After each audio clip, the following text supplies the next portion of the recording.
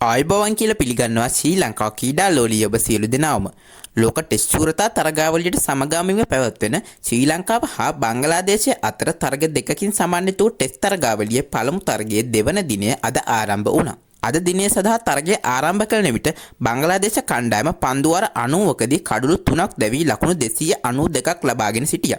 නොදෙවී කඩුල්ලේ රැඳී සිටි නායක නජ්මුල් හුසේන් ෂැන්ටෝ ලකුණු 136ක් සහ මුෂ්ෆිකර් රහීම් නොදෙවී ලකුණු 105ක් රැස් කරගෙන සිටියා. ඒ අනුව අද දිනය සඳහා බංගලාදේශ කණ්ඩායමේ පළමු කඩුල්ල ලෙස නායක නජ්මුල් හුසේන් ෂැන්ටෝ ලකුණු 148ක් ලබා සිටියේදී අසිත ප්‍රනාන්දු හමුවේ දැවී ගියා.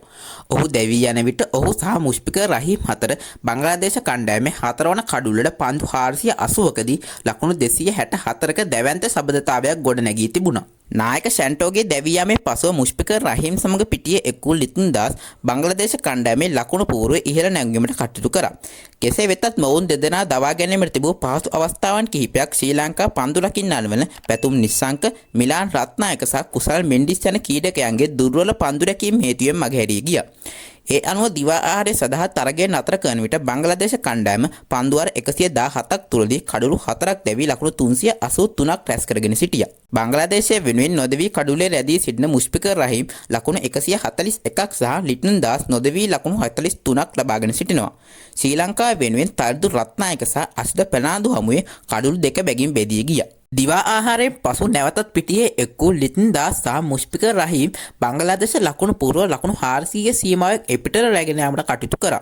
ඒ අතරතුර ලිටන් දාස් විසින් තම ටෙස්ට් දිවියේ 18 වන ආද්‍ය සත්‍යය වාර්තා කිරීමට සමත් වුණා. ඒ අතරතුර බංගලාදේශ ලකුණු පූර්ව කඩුළු 4ක් දැවී ලකුණු 423ක් ලෙස දිස්වෙන විටදී ක්‍රීඩාංගණයට ඇදහැරුණු වර්ෂාව හේතුවෙන් තරගය පැය දෙකකට පමණ ආසන්න කාලයක් නවතා දැමීමට තරග තීරකයන් තීරණය කරා. ඒ අනුව වර්ෂාව නතර වීමත් සමග පස්වරු 4:15ට පමණ නැවතත් තරගය ආරම්භ කළා. නැවත තරගය ආරම්භ වූවයින් පසුව මුෂ්ෆිකර් රහීම් සහ ලිටන් දාස් අතර ගොඩනැගී තිබූ ශතක සබඳතාවය අවසන් කිරීමට අසිත ප්‍රනාන්දු සමත් වුණා. ඒ අනුව මුෂ්ෆිකර් රහීම් ලකුණු 163ක් ලබා සිටියේදී දැවී ගියා.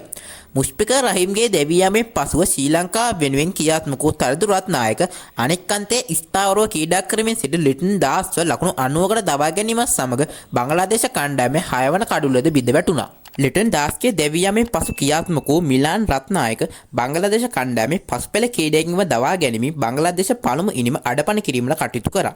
ඒ අනුව අයහපත් ආලෝක තත්ත්වයේ හේතුවෙන් අද දිනය සඳහා තරගය නතර කරන විට බංගලාදේශ කණ්ඩායම පන්දුවාර 151ක් අවසානයේ කඩුළු 9ක් දැවී ලකුණු 484ක් ලබාගෙන සිටියා. බංගලාදේශ පළමු ඉනිම වෙනුවෙන් වැඩිම ලකුණුලාභියා වූ මුෂ්ෆිකර් රහීම් පන්දු 350ක් අවසානයේ ලකුණු 163ක් රැස් කිරීමට සමත් වුණා. ඔහුගේ එම ඉනිමට 4:15 9ක් ඇතුළත් වුණා. ඊට අමතරව නායක නජ්මුල් හුසේන් ෂැන්ටෝ පන්දු 279කදී ලකුණු 148ක් වාර්තා කිරීමට සමත් වුණා. ඔහුගේ එම ඉනිම 4:15කින් සහ 6:5කින් අලංකාර වුණා. ශ්‍රී ලංකාව වෙනුවෙන් විශිෂ්ට පන්දුවේම නිරතුව මිලාන් රත්නායක පන්දුවාර 22යි පන්දු 4ක් අවසානයේ නිලකුණු පන්දුවාර 6ක් සමගින් ලකුණු 38කට කඩලු 3ක් බෙදීමට සමත් වුණා.